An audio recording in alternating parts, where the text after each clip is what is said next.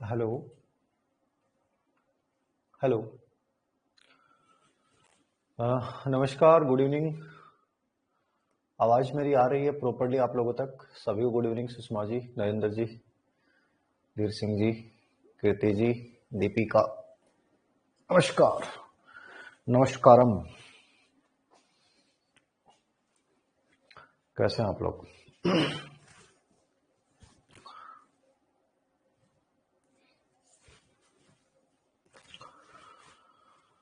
हाँ, सभी good evening. आ रही आवाज? चलो ठीक है। तो लर्निंग टॉपिक चल रहा है लाइव सेशन में। वैसे रिकॉर्डेड वीडियो मैं डाल चुका हूं अधिगम के कंप्लीटली, और समायोजन के डाल चुके हैं। पहली यूनिट हमारी कंप्लीट हो चुकी है, और जो फर्स्ट यूनिट है उसका टेस्ट जो है इस संडे को आपका टेस्ट रहेगा। तो पहली जो शिक्षा, मनोविज्ञान, अर्थ, क्षेत्र, विधियां, संप्रदाय, ये जो टॉपिक मैंने करवाया है, जो सेकंड ग्रेड में भी है और स्कूल लेक्चरर में भी है। ठीक है। स्कूल लेक्चरर में थोड़ा सा टॉपिक फर्स्ट यूनिट में बढ़ जाता है, क्योंकि वहां टीचिंग लर्निंग प्रोसेस भी है और स्कूल इफेक्टिवनेस वाला बिंदु भी है। लेकिन सेकंड ग्रेड और फर्स्ट ग्रेड दोनों में जो पहला टॉपिक है, जहां से 3 से 4 प्रश्न आने हैं, वो शिक्षा मनोविज्ञान वाला है। तो उसका संडे को आपका पहला टेस्ट रहेगा, और आप उस टॉपिक को बहुत अच्छे से तैयार कर लें। और संडे की क्या परफॉर्मेंस आपकी रहेगी, उस आधार पे फिर उसके बाद मैं अधिगम टॉपिक का आपका टेस्ट लूंगा, अधिगम पूरा होने के बाद। ठीक है, अगले संडे तक पॉसिबिलिटी है। ठीक है।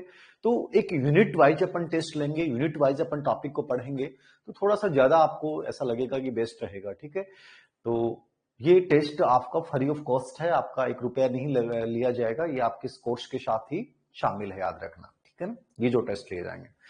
तो सभी गुड इवनिंग। हाँ, फर्स्ट यूनिट का रहेगा पहला टेस्ट, शिक्षा मनोविज्ञान, अर्थ, संप्रदाय, क्षेत्र, उपयोगिता वाला जो पार्ट है, उस पार्ट पे टेस्ट रहेगा।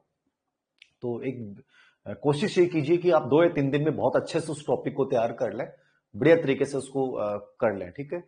सर अधिगम बहुत है ज्यादा, क्या करें अधिगम? ओके ठीक है, नमस्कार नमस्कार। कब होगा? संडे को होगा टेस्ट। टेस्ट जो रहेगा साइकोलॉजी वाला, वो संडे को रहेगा। ओके, बिल्कुल। Good evening.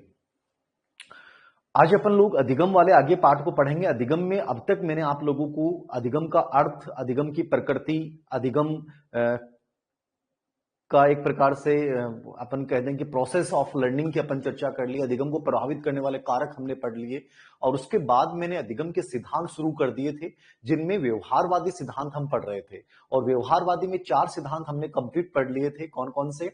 आईपी पावलोव पढ़ लिया, बीएफ स्किनर पढ़ लिया, सीएल हल पढ़ लिया, और एडवर्ड एल थॉर्नडाइक पढ़ लिया। तो ये 4 हमने कंप्लीटली पढ़ लिए हैं। स्किनर जब मैंने लास्ट में करवाया था, स्किनर जब मैंने करवाया था, तो स्किनर में एक चीज मैं और बताना चाहूंगा। वीएफ स्किनर को जब लास्ट हमने पढ़ा था, वैसे तो मैं मानसिक स्वास्थ्य, जब मेंटल हेल्थ टॉपिक पढ़ाता हूं वहां चर्चा करता हूं, लेकिन यहां मैं कर लेता हूं, आपके माइंड में रहेगा, क्योंकि स्कूल लेक्चरर में स्पेशली मानसिक स्वास्थ्य में पढ़ना है। लेकिन सेकंड ग्रेड में डायरेक्ट मानसिक स्वास्थ्य है नहीं। ठीक है ना। सेकंड ग्रेड वाले बच्चे कहेंगे तो मैं मानसिक स्वास्थ्य उनके भी डाल दूंगा, क्योंकि फर्स्ट ग्रेड का मैं रिकॉर्ड करूंगा, कल से शुरू करूंगा मेंटल हेल्थ के ऊपर। मानसिक स्वास्थ्य वाला टॉपिक जो समायोजन के साथ जुड़ा हुआ है, 2 प्रश्न वहां से आते हैं स्कूल लेक्चर में। तो सेकंड ग्रेड में वैसे सिलेबस में नहीं दे रखा है, तो मेरे अकॉर्डिंग देखना नहीं। फिर भी एक बिंदु था, रिट 2018 में जो क्वेश्चन आया था, तो जब बीएफ स्किनर हमने पढ़ा है, तो स्किनर में मैंने आपको 3-4 चीजें बताई है। पुनर्बलन पे बल देना है, पुनर्बलन अनुसूची को देखना है, सेपिंग को देखना है, अनुक्रिया सामान्यकरण को देखना है, वंचन को देखना है। ठीक है। ये कुछ टेक्निकल शब्द थे। ऐसे ही इसने शब्द दिया था, मेंटल हेल्थ में करवाता हूं नॉर्मली, लेकिन यहां करवा देता हूं। स्किनर ने एक शब्द दिया था, टोकन इकोनॉमी। क्या नाम दिया था? Token economy. तो ये याद रखिएगा, टोकन इकोनॉमी क्या था। टोकन इकोनॉमी एक प्रकार से सांकेतिक व्यवस्था है। क्या है? इसको हिंदी में आप बोल सकते हैं सांकेतिक व्यवस्था। क्या बोल सकते हैं? सांकेतिक व्यवस्था भी आप इसे बोल सकते हैं। तो पर्सन पूछ सकता है कि टोकन इकोनॉमी का संबंध किससे है। ठीक है। या नोट्स के लिए ज्यादा ज्यादा दिखे क्या? सीताराम जी क्या करें? नोट्स के लिए ज्यादा ज्यादा क्या दिखे? राम राम। टाइम 8 से 9 करो सर। ठीक है, 8 से 9 कर देंगे, कोई दिक्कत नहीं है।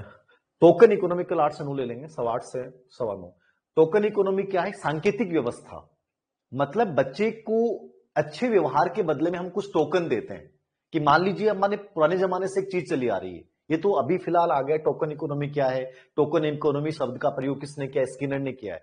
एक प्रकार से ये व्यवस्था ये थी टोकन इकोनॉमी, कि मुझे बालक को अच्छे व्यवहार के बदले एक पुरस्कार देना है।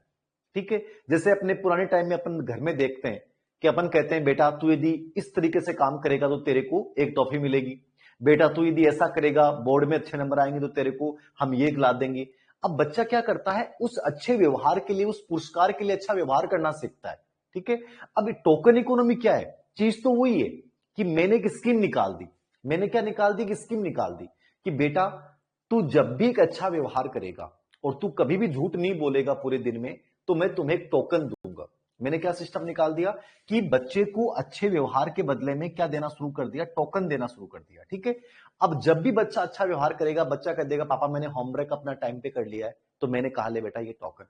फिर बच्चा कहेगा पापा मैंने आज पौधों पे पानी डाल दिया है, ये बेटा ये टोकन ले। ठीक है, पापा आज मैंने जो है वो ये कार्य किया है, कोई भी मतलब वो डेली कार्य करता है और कहता देखो पापा मैंने कंप्लीट कर लिया है, तो पापा उसको या जो भी परिवार का सदस्य है उसको एक टोकन दे देगा। अब मान लीजिए बच्चे के पास 20 टोकन हो गए, कितने टोकन हो गए, 20 टोकन। तो हमने स्कीम क्या निकाली कि बेटा जैसे तेरे पास 50 टोकन हो जाएंगे तो तेरे को एक जो तू चाहेगा वो गिफ्ट मिलेगा, 100 टोकन हो जाएंगे तो तेरे को मूवी दिखा के लाऊंगा, 200 टोकन हो जाएंगे तो तुझे घुमा के लाऊंगा। अब बच्चा क्या करता है, इन टोकनों के चक्कर में बेचारा अच्छा व्यवहार करता रहता है। ये टोकन इकोनॉमी है, मुद्रा विद्वेता है, सांकेतिक व्यवस्था है। यानी बच्चे के व्यवहार में परिवर्तन लाने के लिए अपन पुरस्कार का प्रयोग करते हैं, पुनर्बलन का प्रयोग करते हैं और निर्धारित टोकन के बदले में और एक बड़ा पुरस्कार उसे दिया जाता है। ठीक है, ये टोकन इकोनॉमी का सिस्टम था। तो मेरे अकॉर्डिंग समझ में आ गया होगा टोकन इकोनॉमी क्या है। सर वॉइस कट रही है, मेरे अकॉर्डिंग तो नहीं होना चाहिए। आपका नेट, जब नेट कम होता है आपका तो तब होता है। बाकी मैंने आज टेक्निकल टीम से बात की कि लाइव के दौरान नेट ज्यादा खर्च नहीं हो, तो इसके लिए भी वो शायद आज या कल में हो जाएगा कि आपका लाइव के दौरान बहुत ज्यादा नेट खर्च नहीं हो। ठीक है, तो ये जब नेट आपका इंटरनेट कमजोर होता है या आपका डाटा कम बचता है तब आपको लगता है कि आवाज कट रही है। ठीक है ना, लिख लिया? तो ये लिख सकते हैं टोकन इकोनॉमी सांकेतिक व्यवस्था क्या है। मुझे एक बच्चे ने कहा कि देखो आपकी अलग अलग प्रतिक्रियाएं, इतने सारे बच्चों ने कोर्स लिया, तो एक बच्चे का मेरे पास मैसेज आया, बोले सर आप नोट्स क्यों लिखवा रहे हैं, आप नोट्स क्यों लिखा रहे हैं, आप सिर्फ उनको बताएं, इतना समय थोड़ी है हमारे पास कि हम नोट्स लिखेंगे। ठीक है, आप तो सिर्फ पीपीटी बनाएं और पीपीटी के माध्यम से फटाफट समझा दें, जैसे जो बड़ी कोचिंग वाले करते हैं वैसे। तो मुझे पहली बार एक लगा कि वो बच्चा अलग रूप में चाह रहा है और नॉर्मली आप लोग कहते हो कि सर नोट्स लिखाओ। ठीक है, तो ये समझ में नहीं आया। तो उस बच्चे ने कहा कि सर ये कैसे होगा, उस बच्चे ने रिफंड की बात की। रिफंड की प्रॉब्लम ये हो जाती है कि एक बार आपकी रिसिप्ट कटने के बाद वो जीएसटी कट जाती है, वो ऐप का सरचार्ज कट जाता है, तो उसके बाद रिफंड करना हमारे लिए बड़ा मुश्किल हो जाता है। इसलिए जब भी आप ऐसी चीजें करें, आपको लगे कि मैं तो ऐसे चाह रहा था, तो ये जो मैं पढ़ा रहा हूं ये मैं ऑफलाइन की तर्ज पे पढ़ा रहा हूं। ठीक है ना, जिसमें मीडियम रवैया अपना रहा हूं, बहुत धीमा भी नहीं चल रहा और बहुत तेज भी नहीं चल रहा। ठीक है, बीच का रवैया, कुछ चीजें मैं लिखा भी रहा हूं। अब आप ये चाहते हैं कि एकदम धीरे धीरे लिखाया जाए, वो भी पॉसिबल नहीं होगा क्योंकि कोर्स ही कभी पूरा नहीं होने वाला। और आप ये चाहते हैं कि सर नोट्स लिखाओ ही मत, डायरेक्ट पीपीटी के माध्यम से पढ़ा दो, तो वो एकदम से फिर ऐसा होगा कि मशीन की तरह अपन लोग पढ़ रहे हैं, तो वो एक आनंद नहीं आएगा, याद रखना। ठीक है ना, तो वो दोनों चीजें कुछ बच्चों का होता है, कुछ बच्चों को लगता है कि सर नहीं हमारा तो टाइम खराब होता है, मैं तो फटाफट करवा दो। तो ऐसा पॉसिबल नहीं है, मेरे साथ तो पॉसिबल नहीं है। ठीक है ना, मशीन की तरह मैं नहीं पढ़ा सकता। तो ये टोकन इकोनॉमी सांकेतिक व्यवस्था समझ में आया। बालक को अच्छे व्यवहार के बदले टोकन दिया जाता है और फिर उन टोकनों के बदले में कोई पुरस्कार दिया जाता है, ये टोकन इकोनॉमी। लिखना चाहो तो लिख लो। बालक को अच्छे व्यवहार के बदले एक टोकन दिया जाता है, बालक को अच्छे व्यवहार के बदले एक टोकन दिया जाता है, बालक को एक अच्छे व्यवहार के बदले टोकन दिया जाता है, बालक को एक अच्छे व्यवहार के बदले टोकन, मतलब मैंने 20 टोकन एकत्रित कर लिए, एक अच्छा व्यवहार के बदले में टोकन दे रहा हूं, तो मैंने आपको 20 टोकन दे दिए अच्छे व्यवहार के बदले। अब 20 टोकन के बदले आपको एक बड़ा पुरस्कार दिया जाएगा, मतलब परिवर्तन किया जाएगा उन टोकनों का, ये टोकन इकोनॉमी। ठीक है, बालक को अच्छे व्यवहार के बदले टोकन दिया जाता है और फिर उन टोकनों के बदले में एक पुरस्कार दिया जाता है, उन टोकनों के बदले में एक पुरस्कार दिया जाता है, ये टोकन इकोनॉमी। तो इसको याद रखना, बस आप इतना भी याद रखना कि सांकेतिक व्यवस्था स्किनर का कॉन्सेप्ट है और इसका मतलब होता है बालक को अच्छे व्यवहार के बदले टोकन देना और उन टोकनों के बदले एक पुरस्कार देना। ठीक है ना, ये बेस्ट है। ओके, अब अपन अगले सिद्धांत की चर्चा करेंगे। ये स्किनर यहां कंप्लीट है, और स्किनर में जो होता है ना, स्किनर और पावलो में डिफरेंस है। तो पावलो तो क्या कहता है, उद्दीपक सामान्यीकरण की बात करता है, स्किनर अनुक्रिया सामान्यीकरण की बात करता है। आईपी पावलो में उद्दीपक प्रधान है, स्किनर में अनुक्रिया प्रधान है। आईपी पावलो का जो सिद्धांत है वो साहचर्य नियम पे आधारित है, और स्किनर का सिद्धांत है वो प्रभाव के नियम पे आधारित है ना। वो ये मेरी सब बताई हुई है आपको बातें, ये तो मैं एक नॉर्मल रिपीट कर रहा हूं। आईपी पावलो में अनैच्छिक व्यवहार होता है। कौन सा व्यवहार होता है, अनैच्छिक, अपने आप, ठीक है। और इसमें ऐच्छिक व्यवहार होता है, किसमें, स्किनर में ऐच्छिक व्यवहार होगा और आईपी पावलो में अनैच्छिक व्यवहार होगा। तो ये 3-4 मेजर डिफरेंस है आईपी पावलो स्किनर के, याद रखिएगा। उसमें उद्दीपक पहले से होता है, इसमें उद्दीपक अनुक्रिया के बाद आता है, तो ये थोड़ा सा याद रखना। ठीक है, अब देखिए, अब अपन आज व्यवहारवाद में अंतिम सिद्धांत पढ़ रहे हैं। मैं व्यवहारवादी सिद्धांत पढ़ा रहा था, व्यवहारवाद का मैं अंतिम सिद्धांत पढ़ा रहा हूं, व्यवहारवाद। हाँ, चाइल्ड डेवलपमेंट के जो वीडियो हैं वो सेकंड ग्रेड के लिए एलिजिबल हैं, सब वही देखने हैं आपको। बस लास्ट के 2 वीडियो, भाषा विकास और गामक विकास, सेकंड ग्रेड में नहीं आते हैं, बाकी सब देखने हैं आपको। बाकी एज इट इज आपको पूरा का पूरा पढ़ना है सेकंड ग्रेड वालों को। बस स्कूल लेक्चर वालों को थोड़ा डिफरेंट पढ़ना है, क्योंकि वहां किशोर अवस्था ही आती है। सेकंड ग्रेड में बाल विकास, सिर्फ भाषा और गामक विकास छोड़ के पूरा का पूरा पढ़ना है। और बाल विकास के ऊपर जो वीडियो हैं वो तो रिकॉर्डेड डाल दिए मैंने, और बाल विकास के ऊपर मैं 2-3-4 घंटे की लाइव क्लास रख लूंगा, जिसमें डिस्कशन कर लूंगा कि बाल विकास में और कैसे क्या पढ़ना है आपको। एक दोबारा लाइव सेशन रख लूंगा बाल विकास पे सेकंड ग्रेड वाले बच्चों के लिए। स्कूल लेक्चर में केवल किशोर अवस्था आती है, तो स्कूल लेक्चर वाले बच्चों को बाल विकास में किशोर अवस्था के संदर्भ में पढ़ना है। ठीक है, तो ये देखना।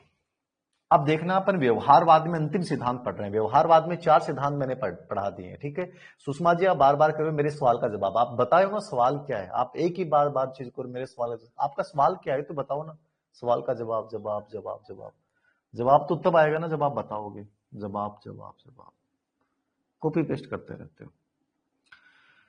5वां सिद्धांत है व्यवहारवाद में, अंतिम सिद्धांत है।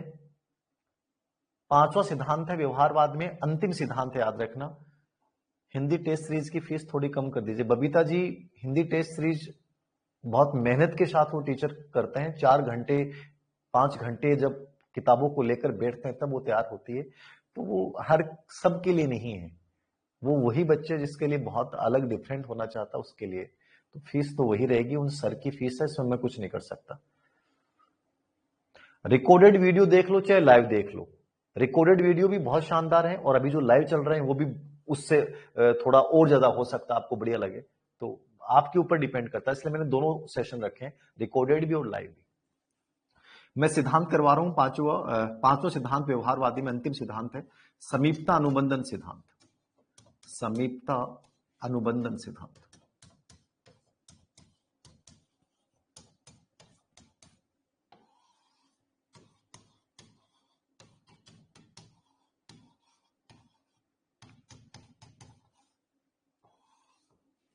कॉन्टिग्यूटी थ्योरी, ठीक है ना, CONTINGUITY, ठीक है। तो कॉन्टिग्यूटी भी इसको बोल सकते हैं इंग्लिश में, समीपता अनुबंधन सिद्धांत इसको बोलेंगे। तो एक बेहतरीन सिद्धांत है, लिख ले आप। आदित्य जी नोट्स लिखाओ। क्लासरूम की तरह तब होता जब बच्चे सामने होते हैं ना, उनमें भी रैंक दिखाई जाए, हिंदी के टेस्ट सीरीज में रैंक दिखाई जाए। हाँ डाल देंगे, कोई दिक्कत नहीं है, कोई दिक्कत नहीं है, रैंक का आपको डाल दिया जाएगा, PDF डाल दी जाएगी टेस्ट सीरीज वाले बच्चों के लिए। सर मुझे बताओ ना कि कौन सी यूनिट है सेकंड ग्रेड की। सेकंड ग्रेड की अभी ये सेकंड यूनिट है, अधिगम वाली यूनिट सेकंड ग्रेड है, फर्स्ट ग्रेड में थर्ड यूनिट है, ठीक है। और फर्स्ट यूनिट मैंने शिक्षा मनोविज्ञान वाली सेकंड ग्रेड की करवा दी है। फर्स्ट ग्रेड में भी फर्स्ट यूनिट शिक्षा मनोविज्ञान थी, ये फर्स्ट ग्रेड में अधिगम थर्ड यूनिट में आता है, और सेकंड ग्रेड में सेकंड यूनिट में आता है। फर्स्ट ग्रेड में थर्ड यूनिट। ओके, समीपता अनुबंधन लिखेंगे, इसको हेडलाइन डालने, समीपता अनुबंधन क्या है। समीपता अनुबंधन, या इसको स्थानापन बोल दो ना, स्थानापन भी बोल सकते हो इसको, एक ही बात है, स्थानापन। समीपता अनुबंधन या स्थानापन का सिद्धांत। कॉन्टिग्यूटी, ठीक है ना, CONTINGUITY, CONTIGUITY। GUIT, CON, है ना, TI, N नहीं आएगा, CONTIGUITY। एक सेकेंड, कॉन्टिगिटी आता है सिर्फ, CONTIGUITI, TIG और U, है ना, CONTIGUITY, कॉन्टिगिटी, समीपता, अनुबंधन। लिखना, गुड इवनिंग सभी, गुड इवनिंग। लिखना स्थानापन्न, स्थानापन्न बोल दो, समीपता अनुबंधन एक ही बात है, ठीक है। दिया किसने है? एडविन गुथ्री ने। किसने दिया है? एडविन गुथ्री ने दिया है। नॉर्मली ये सिद्धांत पे बहुत कम पर्सन पूछे जाते थे पहले, मतलब कोई जानता ही नहीं था कि एडविन गुथ्री सब कोई है क्या, एडविन गुथ्री ने क्या दिया है। लेकिन आप 2021, 20, 18, 21 के पेपर देखोगे आरपीएससी के, तो लगोगे अरे गुथ्री पे प्रश्न आ रहे हैं। मतलब कई बार क्या होता है, कुछ चीजें गौण होती है लेकिन वो वक्त के साथ बदलती हैं।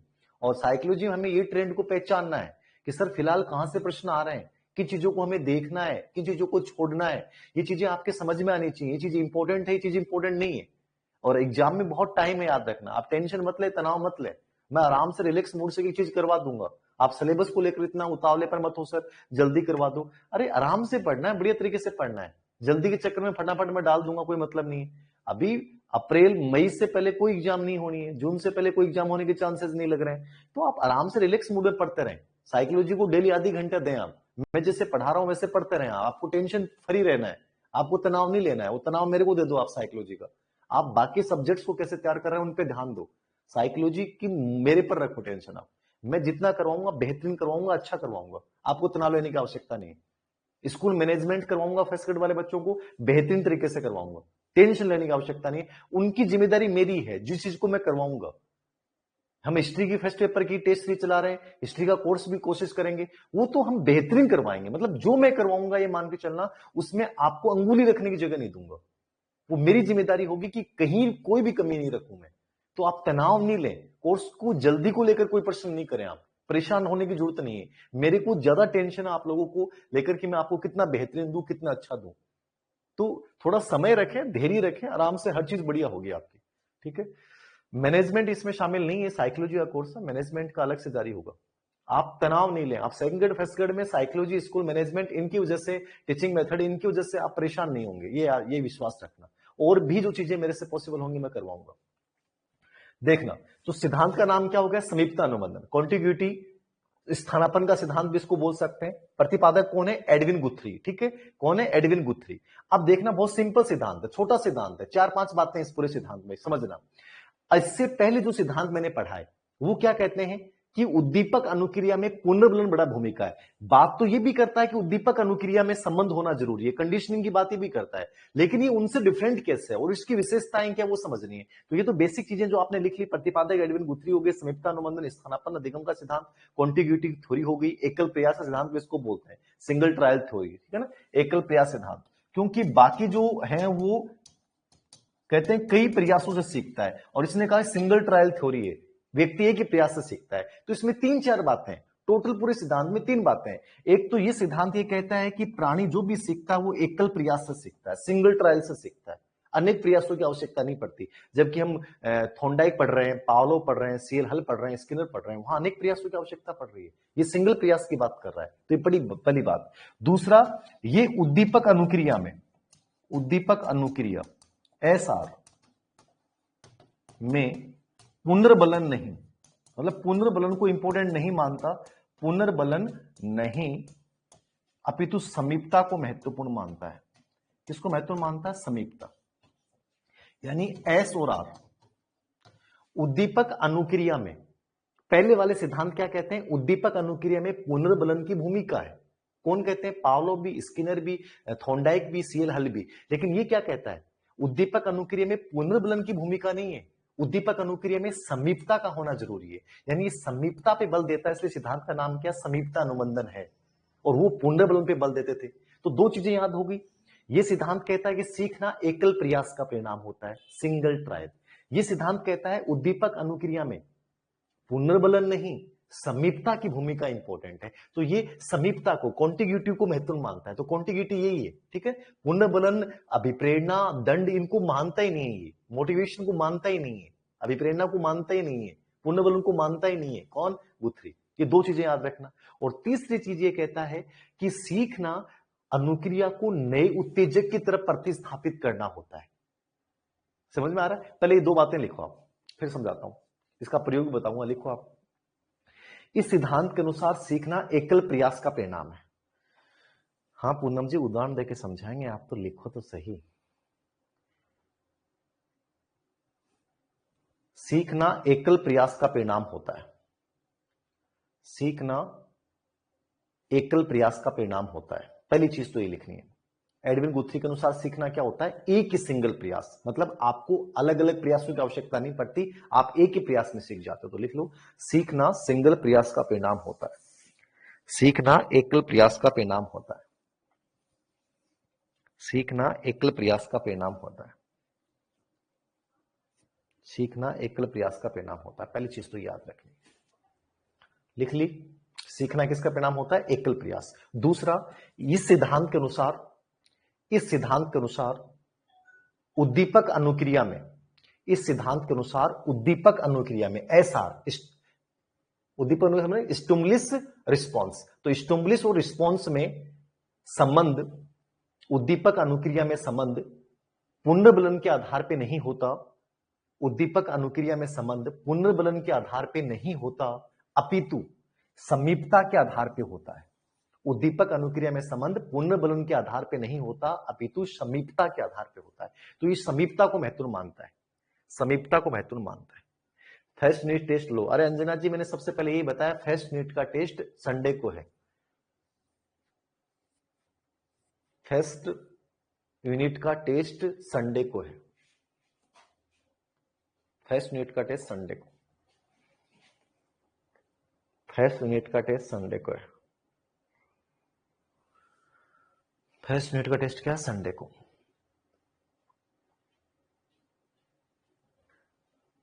संडे को कितने बजे होगा? शाम को होता है हमेशा सर टेस्ट, बता देंगे टाइम। टेलीग्राम ग्रुप, मेरा एक ही टेलीग्राम ग्रुप है, याद रखना, एक ही टेलीग्राम ग्रुप है, धीर सिंह धाबाई ऑफिशियल। उसके अलावा कोई टेलीग्राम ग्रुप नहीं है अपना, ये बात याद रखना। मेरा एक टेलीग्राम ग्रुप है जिसमें मेरी न्यूज आती है, धीर सिंह धाबाई ऑफिशियल, आगे ऑफिशियल लिखा हुआ है, धीर सिंह धाबाई ऑफिशियल। उसके अलावा कोई टेलीग्राम चैनल नहीं है, याद रखना। और उस पर मैं हर न्यूज डालता हूं, कौन सा टेस्ट कब होना है, क्या होगा क्या नहीं होगा, ठीक है। तो दूसरी चीज होगी, उद्दीपक अनुक्रिया में संबंध किस आधार पर होता है? समीपता। दो चीजें होगी। तीसरी चीज क्या कहता है? सीखना जो होता है वो अनुक्रिया को, सीखना अनुक्रिया को नए उत्तेजक की तरफ, सीखना अनुक्रिया को नए उत्तेजक की तरफ प्रतिस्थापित करना है,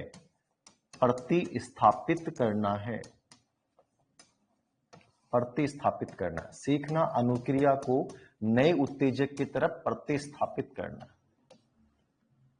समझ में आ गया? सीखना अनुक्रिया को क्या करना है? नए उत्तेजक की तरफ प्रतिस्थापित करना। सबीरना जी क्यों नहीं दिख रहा आपको? आपकी प्रॉब्लम है, नहीं दिख रहा तो बहुत सिंपल, सबको दिख रहा है। सीखना अनुक्रिया को नए उत्तेजक की तरफ प्रतिस्थापित करना है। अब सिंपल सी बात समझिए, तीन बात बोले। सीखना एक ही प्रयास का परिणाम होता है, सीखना उद्दीपक अनुक्रिया में पुनर्बलन के आधार पर नहीं होता, अपितु समीपता, जितनी नजदीकीपन होगा, ठीक है ना, उतनी जल्दी कंडीशनिंग होगी। यदि उनमें दूर का संबंध है तो कंडीशनिंग नहीं होगी। मतलब ये समीपता को, कॉन्टिग्यूटी को महत्वपूर्ण मानता है, समीपता को महत्वपूर्ण मानता है। और ये कहता है कि सीखना कैसे होता है? जब अपन अनुक्रिया को नए उद्दीपक की तरफ प्रतिस्थापित कर दें। इस सिद्धांत में जो प्रयोग किया गया, अनुक्रिया को क्या कर दें? नए उद्दीपक की तरफ प्रतिस्थापित, मतलब स्थानांतरित करना। क्या करना? स्थानांतरित करना। कि जो अनुक्रिया मैं इस तरफ कर रहा हूं वो अनुक्रिया नए उत्तेजक की तरफ करने लग जाऊंगा, ट्रांसफर कर दूंगा, ये सीखना है। अब इस सिद्धांत के आधार पर, इस लाइन के आधार पर इसने प्रयोग किया। क्या प्रयोग किया इसने? कि एक बच्चा है। कौन है? एक बच्चा है। इस बच्चे का नाम है पीटर। कौन है ये बच्चा? है पीटर। अब ये पीटर नाम का बच्चा, हमेशा एक आंटी है मिसेज जोन्स। कौन है? ये जोन्स है, ये मिसेज जोन्स है। इसको देखकर मुस्कुराता है। यानी ये भोजन और मिसेज जोन्स को जब भी देखता है एक प्रतिक्रिया करता है। कौन करता है? पीटर नामक बच्चा। तो इसका पहला प्रयोग किस पे था? पीटर नामक बच्चा और मिसेज जोन्स के ऊपर और खरगोश के ऊपर। तो ये पीटर नाम का बच्चा है, इस आंटी को देखकर मुस्कुराता है, खुश होता है, हंसता है। लेकिन एक दिन हमने क्या किया कि इस आंटी के स्थान पे बच्चे की तरफ हम एक खरगोश को लेके गए। किसको लेके गए? खरगोश को लेके गए। तो बच्चे ने खरगोश को देख के भी वही प्रतिक्रिया की जो इधर सेम की, मतलब इसके प्रति जो प्रतिक्रिया करता था वही प्रतिक्रिया खरगोश के प्रति कर दी। ये क्या है? ये सीखना अनुक्रिया को नए उत्तेजक की तरफ प्रतिस्थापित करना। ये सिद्धांत की टैग लाइन है, बेस लाइन है कि हम जो प्रतिक्रिया, मतलब पावलो वाली चीज है समीपता। आईपी पावलो भी समीपता पे बल देता है और एडविन गुथ्री भी समीपता पे बल देता है, लेकिन वो पूर्ण बलन को महत्वपूर्ण मानता है, ये पूर्ण बलन को महत्वपूर्ण नहीं मानता। ये कहता है कि पीटर नामक बच्चा जो मिसेज जोन्स को देखकर मुस्कुरा रहा है, भोजन को देखकर मुस्कुरा रहा है, एक दिन हमने खरगोश को इसके सामने रखा तो ये खरगोश को देखकर भी इसने वही प्रतिक्रिया की। बस ये चीज समझनी है आपको कि सीखना अनुक्रिया को नए उत्तेजक की तरफ प्रतिस्थापित करना होता है। ये किसने कहा है? ये एडविन गुथ्री ने कहा है। ठीक है ना? ये एडविन गुथ्री ने कहा सीखना अनुक्रिया को नए उत्तेजक की तरफ प्रतिस्थापित करना होता है। लिख लेना, प्रयोग किस पे किया गया? पीटर नामक बच्चे और खरगोश पे प्रयोग किया गया। किस पे प्रयोग किया गया? पीटर नामक बच्चे और खरगोश पे प्रयोग किया गया। पीटर नामक बच्चे और खरगोश पे प्रयोग किया गया। एक तो ये याद रखना। एक इसने एक प्रयोग और किया था। एक तो ये प्रयोग किया कि अनुक्रिया को अपन नए उत्तेजक की तरफ प्रतिस्थापित कर देते हैं, मतलब जो अनुक्रिया इसके प्रति कर रहे हैं वो दूसरे के प्रति भी करना शुरू कर दिया।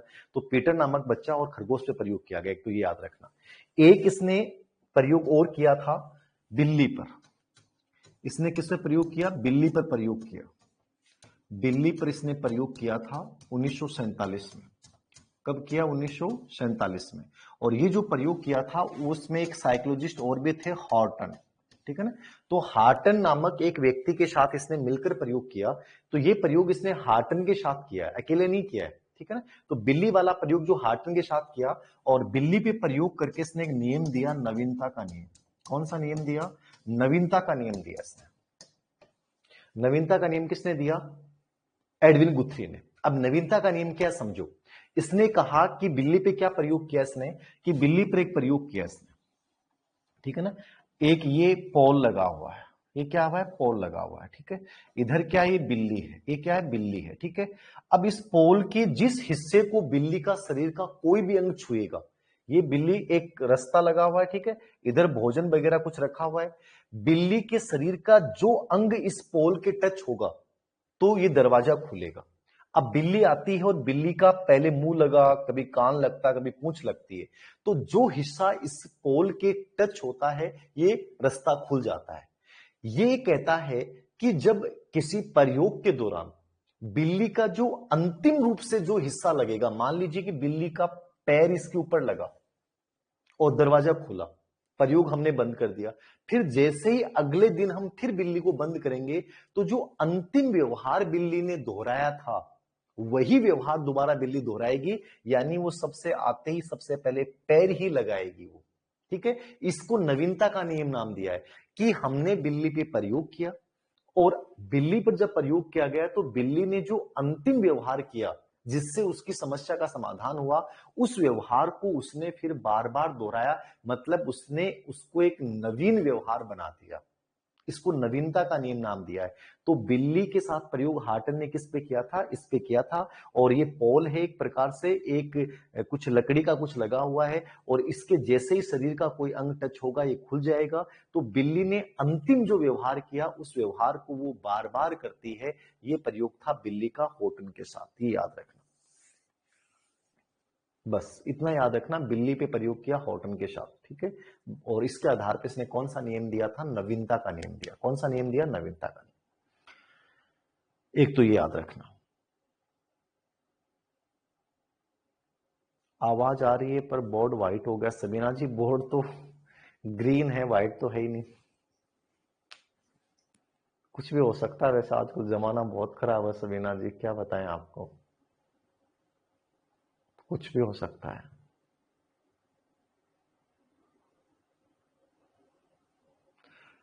सुषमा जी वीडियो चल नहीं रहे हैं, आप टेक्निकल टीम का जो नंबर दे रखा है हमने कांटेक्ट में 78 वाला, वहां पे बात करो। या तो आपने कोई स्क्रीनशॉट लेने की कोशिश की होगी या कहीं दूसरे मोबाइल पे चलाने की कोशिश की होगी, दूसरे फोन से स्क्रीनशॉट लेने की कोशिश की होगी, तो वो क्लास प्लस जो टीम है टेक्निकल टीम वो आगे से बंद कर देती है। तो आप जो उस पे हमारे जो नंबर हैं उनसे बात कीजिए, वो आगे आपकी प्रॉब्लम भेजेंगे, क्यों नहीं चल रहे हैं उनको प्रॉब्लम बताएं आप। तो जो भी प्रॉब्लम है उसका हो जाएगा। हाँ कुछ नहीं किया तो हो जाएगा, कोई दिक्कत नहीं है। जब लाइव में आप देख रहे हो, लाइव चल रही है, तो वो नहीं चल रही रिकॉर्डेड वीडियो, तो कोई ना कोई टेक्निकल प्रॉब्लम हो जाएगा। हमें भी बोर्ड व्हाइट दिख रहा है यार, ऐसा थोड़ी होता है, बोर्ड व्हाइट कैसे दिख रहा है? सभी को व्हाइट दिख रहा है क्या बोर्ड? ठीक है सुरेंद्र जी, लाइव क्लास की सूचना टेलीग्राम पे डाल देंगे आगे से। ठीक है, ग्रीन दिख रहा है प्रतिभा, ग्रीन ग्रीन, चलो ठीक है कोई बात नहीं। अब देखो ये बस ये सिद्धांत इतना ही था, इसमें इसने नई चीज क्या दी है, गुथरी ने आदतों के 3 नियम बताए, ये और देखना आपको। इसने कहा कि आदत निर्माण के 3 नियम होते हैं। कितने नियम होते हैं आदत निर्माण के? 3 नियम। इनको थोड़ा सा आपको देखना है, ज्यादा नहीं, बस नाम नाम देख जाना कि एडविन गुथरी ने आदत निर्माण के 3 नियमों की चर्चा की। कितने नियम बताए एडविन गुथरी ने आदत निर्माण के? 3 नियम। तो इन 3 नियमों को देखना, ठीक है। आदत निर्माण के 3 नियम कौन से बताएं, इनको समझ लेना। पहला नियम है सीमा विधि, समझना इसको। इसको अपन देहली विधि भी बोल सकते हैं।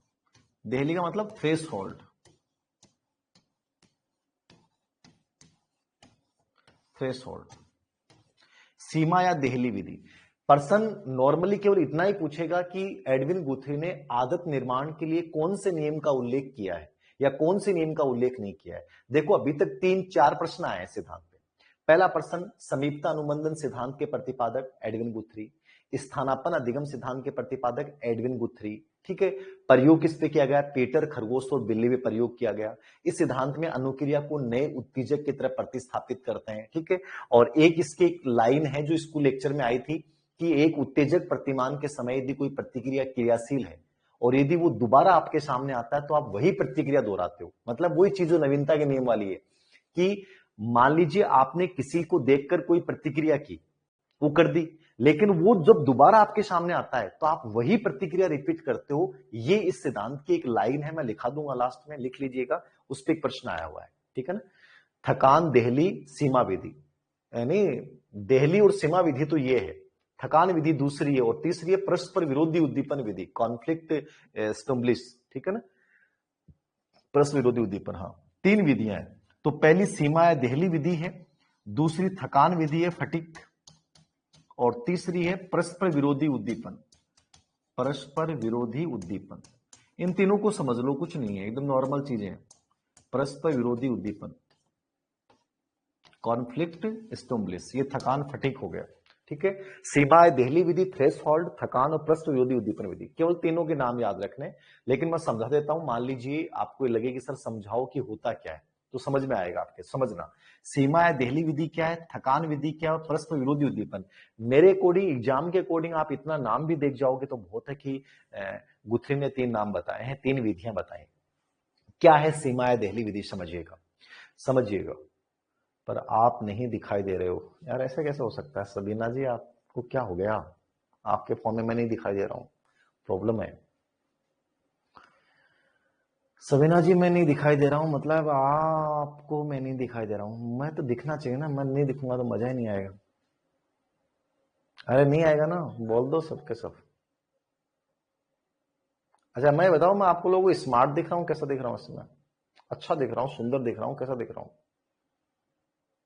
स्पष्ट रूप से दिखाई दे रहे हैं, फिर तो ठीक है। स्मार्ट लग रहा हूं नहीं लग रहा हूं, ये बताओ मेरे को। तो स्मार्ट लग रहे हो, चलो ठीक है। बड़े सुंदर लग रहे हो, ठीक है नीता जी, धन्यवाद, सभी को धन्यवाद। फिर जबरदस्ती भी कर दोगा सर स्मार्ट लग रहे हो, थान बताओ सर लाइव देख रहे हैं भी, कोई बात नहीं। ध्यान देना, सीमा देहली विधि, थकान विधि, परस्पर विरोधी उद्दीपन, समझिएगा बहुत इंटरेस्टिंग चीज है। सीमा या देहली विधि, थ्रेशोल्ड। सीमा या देहली विधि का मतलब है कि जिस उद्दीपक को देखकर आप अवांछित अनुक्रिया करते हो। कौन सी अनुक्रिया करते हो? अवांछित अनुक्रिया।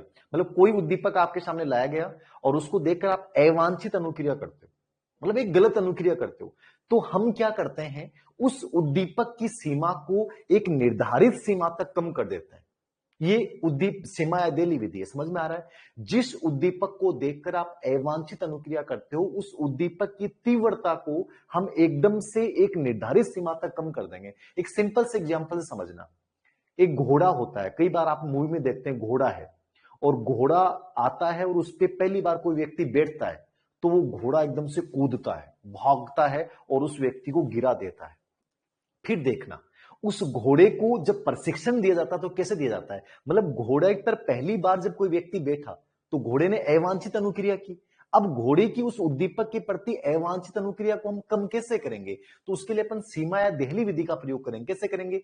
उस घोड़े को प्रशिक्षण देंगे तो उस घोड़े को सबसे पहले प्रशिक्षण देंगे तो सबसे पहले उस घोड़े के ऊपर एक छोटा सा कंबल का टुकड़ा रखा, हल्का सा, घोड़े को कुछ नहीं हुआ। फिर 2 टुकड़े रखे, फिर 3 टुकड़े रखे। मतलब धीरे धीरे धीरे धीरे इस घोड़े को वजन का अभ्यास करवाया जाता है। मतलब वो वजन के प्रति क्या कर रहा था? अवांछित अनुक्रिया। जैसे कोई बैठेगा, भाग रहा है, दौड़ रहा है, नीचे गिरा रहा है। अब धीरे धीरे उस घोड़े को अपन इतना अभ्यास करवाएंगे, मतलब उस वजन के प्रति उसकी जो है वो अवांछित अनुक्रिया है, तो उस वजन के प्रति अपन उस अवांछित अनुक्रिया को एक निर्धारित सीमा तक लेके आते हैं। यानी उसको इतना अभ्यास करवा देते हैं कि एक दिन जब आप उस घोड़े पे बैठोगे तो घोड़ा गिराएगा नहीं। ये कौन सी विधि है? सीमा या देहली विधि।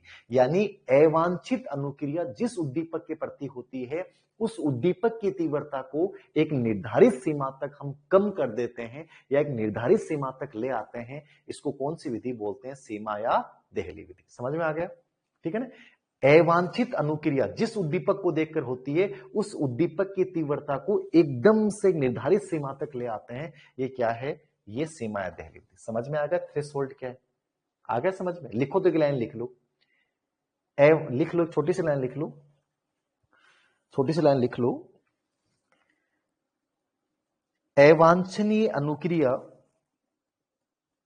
उत्पन्न करने वाले उद्दीपक, अवांछनीय अनुक्रिया उत्पन्न करने वाले उद्दीपक की तीव्रता को, ठीक है ना, की तीव्रता को निर्धारित सीमा तक, निर्धारित सीमा तक, निर्धारित सीमा तक, निर्धारित सीमा तक कम कर दिया जाता है। मतलब जिसके बाद वो अवांछित अनुक्रिया नहीं करे। वजन के प्रति कर रहा था, हमने हल्का हल्का वजन रख के उसको प्रैक्टिस करवाई, अब वो गिराएगा नहीं। ये सीमा या थकान विधि है। तो बच्चे में जो गलत चीजें होती हैं, संवेगात्मक चीजें होती हैं, क्रोध आता है, भय है, उनको ऐसे अपन कम करते हैं। धीरे धीरे उसके प्रति उसको अभ्यास करवाते हैं। तो ये एक सीमा या देहली विधि है। ठीक है, thank you Sarita ji, best teacher है, अच्छा लगता है बात सुन के। थकान विधि, दूसरी थकान। थकान का मतलब क्या है? थकान का मतलब है इसमें मान लीजिए बच्चे में गलत हैबिट है तो अपन उसको थकान के द्वारा दूर कर सकते हैं। जैसे मान लीजिए कोई भी गलत है, कोई भी चीज है कि बच्चा एक पत्थर फेंकता रहता है। ठीक ठीक ठीक बेटा बेटा, मम्मा कहती बेटा क्यों फेंक रहा है? फेंकूंगा। फेंकेगा भाई, क्या इलाज है? फिर अब कहते हो, फिर बच्चा उठा के पत्थर और फेंकता रहता है। मम्मा कहती बेटा क्यों फेंक रहा है? फेंकूंगा। आप ऐसा नहीं समझेगा वो। अब इसमें अपन क्या करेंगे थकान विधि में? वो बच्चा पत्थर फेंकता रहता है फालतू में, मन में आए तभी। एक दिन हम क्या करें, बेटे बेटा क्या कर रहा है? पत्थर फेंक रहा हूं। अच्छा मेरा बेटा पत्थर फेंक रहा है, एक काम कर बेटा, अपन ने इतने सारे पत्थर रख के, ले बेटा ये पत्थर भी तू फेंक देना। फिर थोड़े से पत्थर और ला के दे बेटा, ये भी फेंक देना। बोलो खूब सारे पत्थर लाके उसके सामने रख दिए। बच्चा सोच रहा है यार मम्मा तो डेली डांटती है और आज पत्थर लाके रख दिए। अब वो बच्चा धीरे धीरे पत्थर फेंक रहा है। एक फेंके, दो फेंके, चार फेंके, 50 70 तक जब फेंकेगा ना तो उसका हाथ दर्द होने लग जाएगा। अरे यार, वो जिस चीज को हमेशा चाह के करता था लेकिन आपने उसके सामने इतनी रख दी कि वो थकान हो गई। अब वो उस चीज की नफरत हो गई उसको, यार क्या का पत्थर फेंकना, मैं तो नहीं फेंकू। मतलब उस चीज के प्रति नेगेटिविटी आ गई, जबकि वो पत्थर फेंकने की गलत हैबिट थी उसमें, अब वो नहीं फेंकेगा। ये थकान विधि है। मतलब जिस चीज को करता है उसको इतना करवाओ कि बच्चे में उसके प्रति नफरत पैदा हो जाए। क्या हो जाए? नफरत पैदा हो जाए। ये थकान विधि है। ओके, और तीसरी विधि थकान विधि है, मतलब उस क्रिया को बार बार करवाया जाता है, ये थकान विधि है, जिससे उसमें उस कार्य के प्रति थकान पैदा हो जाती है और उसको छोड़ देता है, ये थकान विधि है। और तीसरी विधि है परस्पर विरोधी उद्दीपन विधि। कौन सी है? परस्पर विरोधी उद्दीपन विधि। परस्पर विरोधी उद्दीपन विधि क्या होती है कि इस विधि में अपन क्या करते हैं कि जिस उद्दीपक को देखकर आप में मान लीजिए प्रॉब्लम हो रही है, किसी भी उद्दीपक को देखकर प्रॉब्लम हो रही है, तो हम उसके अपोजिट उद्दीपक आपके सामने रखते हैं जिसको देखकर आपको प्रॉब्लम नहीं हो।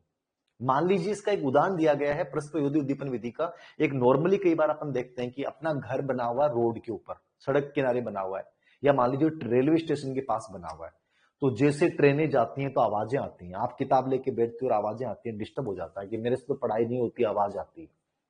अब आवाज, वो ट्रेन की आवाज डिस्टर्ब कर रही है, वो उद्दीपक गलत है, ठीक है, उस उद्दीपक की वजह से हो रहा है। अब आपको क्या किया जाए कि जब भी वो ट्रेन चलती है, वो आवाजें आती हैं, आपको एक मनोरंजक फिल्म दिखाई जाए, ठीक है ना, या आपको एक इंटरेस्टिंग उपन्यास दिया जाए जिसमें बहुत बड़ा आनंद हो, मतलब उसके अपोजिट, उससे भी बड़ी चीज दी जाए आपको। आवाज डिस्टर्ब कर रही है, लेकिन आवाज से फेवरेट चीज क्या है? एक गजब की मूवी या एक गजब का उपन्यास। अब आपने उस उपन्यास को अपने ऊपर, यार मेरा फेवरेट उपन्यास है, आप जैसे उसको पढ़ेंगे वो आवाज आपको डिस्टर्ब नहीं करेगी, क्योंकि आपका ध्यान किसकी तरफ आ गया? उपन्यास की तरफ।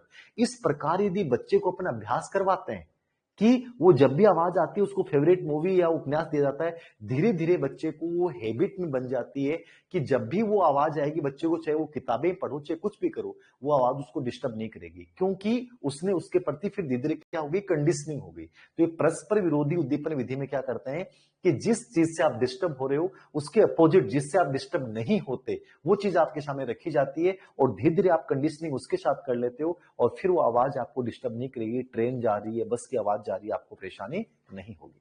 तो ये 3 विधियां एडविन गुथ्री ने बताई हैं, उम्मीद करता हूं आपको समझ में आ गए होंगे। तो ये एडविन गुथ्री थे और बिल्ली पे इन्होंने प्रयोग किया है और पीटर और खरगोश पे प्रयोग किया है। इन्होंने किताब भी लिखी थी साइकोलॉजी ऑफ लर्निंग, ठीक है ना। तो किताब तो इतनी इंपॉर्टेंट नहीं है, नॉर्मल है, कुछ नहीं है, आपको बस ये जो चीजें बताई हैं, 3 आदतों के नाम याद रखना, नियम याद रखना और 3 बातें याद रखना और एक इसकी लाइन लिखना। आप एक इसकी लाइन लिखना है सिद्धांत की, एक लाइन लिखना जो फर्स्ट ग्रेड में कई बार आई है, एक उत्तेजक प्रतिमान, ये लाइन लिख लो, एक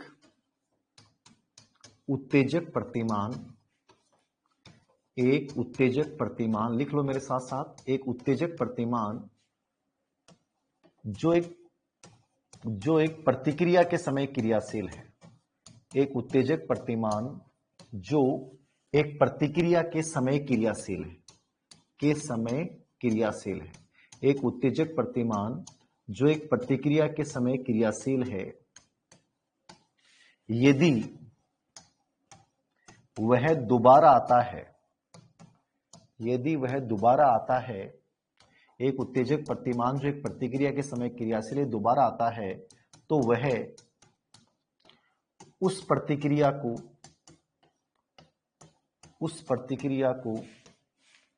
पुनः उत्पादित करने की योग्यता रखता है। उस प्रतिक्रिया को पुनः उत्पादित करने की योग्यता रखता है, करने की योग्यता रखता है,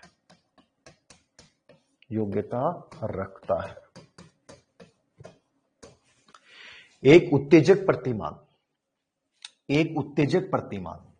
जो एक प्रतिक्रिया के समय क्रियाशील है, ठीक है ना, मतलब एक ये समझ लो कि एक चीज को देखकर अपने एक प्रतिक्रिया करते हैं, आप मेरे को देखकर एक प्रतिक्रिया करते हो, तो एक उत्तेजक प्रतिमान जो एक प्रतिक्रिया के समय क्रियाशील है, यदि वह दोबारा आता है, मतलब मैं जब भी आपके सामने दोबारा आऊंगा, आप मुझे देखकर एक रिस्पॉन्स करते हो, अब मैं जब भी दोबारा आपके सामने आता हूं तो उस प्रतिक्रिया को पुनः उत्पादित करने की, तो आपकी वही प्रतिक्रिया दोबारा से होगी जो आप मुझे पहली बार देख के करते हो, वही प्रतिक्रिया सेम आपकी दोबारा होगी, ये कहना चाह रहा है। तो ये स्कूल लेक्चर में आया हुआ स्टेटमेंट है। हाँ जी, आधार वाक्य है ये। सर साहचर्य और आत्मीकरण नियम में क्या अंतर? आत्मीकरण में तो अपन पूर्व ज्ञान से जोड़ते हैं, प्रस्तावना प्रश्न है, और साहचर्य में है एक परिस्थिति में किए गए व्यवहार को उसी के समान दूसरी परिस्थिति में करना, ठीक है ना। तो ये लिख लें, एक उत्तेजक प्रतिमान जो एक प्रतिक्रिया के समय क्रियाशील है, यदि वह दोबारा होता है तो उस प्रतिक्रिया को पुनः उत्पादित करने की योग्यता रखता है। ओके, तो ये व्यवहारवादी विचारधारा यहां कंप्लीट होती है, मतलब व्यवहारवादी जो भी अधिगम सिद्धांत है वो यहां कंप्लीट हो गए हैं, व्यवहारवादी सिद्धांत यहां कंप्लीट हो गए। कल हम लोग संज्ञानवादी सिद्धांतों की शुरुआत करेंगे। कल की शुरुआत करेंगे संज्ञानवादी सिद्धांतों की शुरुआत करेंगे कल। साहचर्य और आत्मीय करने में क्या अंतर है? अरे साहचर्य में तो ये हो गया कि मैं किसी एक परिस्थिति में जो व्यवहार करता हूं वही दूसरी परिस्थिति में दूसरे के प्रति भी करने लग गया। आप मेरे को देखकर जो व्यवहार कर रहे हो, आप मेरे से मिलते जुलते दूसरे टीचर के पास भी सेम व्यवहार करते हो, तो साहचर्य है। और आत्मीकरण का मतलब होता है, एसिमिलेशन का मतलब होता है पहले से जो चीज आपने सीख रखी है उससे संबंध स्थापित करते हो, पूर्व ज्ञान जो आपके पास है उससे जोड़ते हुए कोई चीज को आप करते हो, वो आत्मीकरण एसिमिलेशन है। सर 3 बच्चों का क्या नियम है भर्ती में, प्लीज क्लियर डाउट। 3 बच्चों का क्या नियम? बच्चों का मतलब क्या? बच्चों का मतलब क्या है यहाँ पे? यहाँ तो 3 आदत निर्माण के 3 नियम है, हैबिट्स निर्माण के 3 नियम है। बच्चों का कहां पे है? सर यूनिट और कितने बच्चे हैं? अभी तो ये अधिगम का पार्ट चल रहा है, तो अधिगम चलेगा भी 4-5 घंटे का अधिगम टॉपिक और बच रहा है लाइव क्लासेस के तहत। फिर बाल विकास वाला शुरुआत पे लाइव डिस्कशन करेंगे। बिल्ली तो पैर से पॉलिश पर करती है, तो स्टेटमेंट उस पर है क्या? हाँ उसी पे है, उसी पे है। हिंदी का ऑनलाइन बेस्ट है, बताओ संतोष जी। एक बार आप अपने लेवल पे सर्च करें, कई लोगों का अच्छा है। एक तो मैया जी का है, पहले वो देख लें उनका। एक परीक्षा परीक्षा नाम से है, कोई हिंदी के नेट जेआरएफ इनके चलाते हैं बैच, वो कॉलेज लेक्चर वगैरह भी चलाए थे। तो 2-3 लोग हैं, उनका आप देख लें जो आपको बेस्ट लगे। करंट अफेयर्स में कराऊंगा अनुप्रिया जी। तो आज के लिए व्यवहारवाद पूरा हो गया, कल संज्ञानवाद की शुरुआत करेंगे। 8:15 बजे अपन मिलते हैं, पूरी कोशिश रहेगी। मैनेजमेंट में करवा दूंगा, मैं टेंशन लो, कोर्स डालूंगा। तो कल अपन लोग मिलेंगे संज्ञानवाद के ऊपर, संज्ञानवादी विचारधारा के ऊपर, और जीन पियाजे की मैं शुरुआत करूंगा कल। जीन पियाजे का पहला पार्ट मैं करवा दूंगा कल। ओके ठीक है। यूनिट 5 कब से स्टार्ट होगी? यूनिट 5 में वासु जी टाइम लगेगा क्या? सानू जी टाइम लगेगा अभी सबसे लास्ट में। ये मान के चलिए कि आप जनवरी, मिडिल जनवरी के आसपास। ओके, गुड नाइट सभी को, गुड नाइट सभी को, गुड नाइट। ठीक है ना? स्मार्ट लगते हो, आपके विचार भी स्मार्ट लगते हैं। चलो ठीक है, okay, thank you, good night, जय हिंद, जय भारत।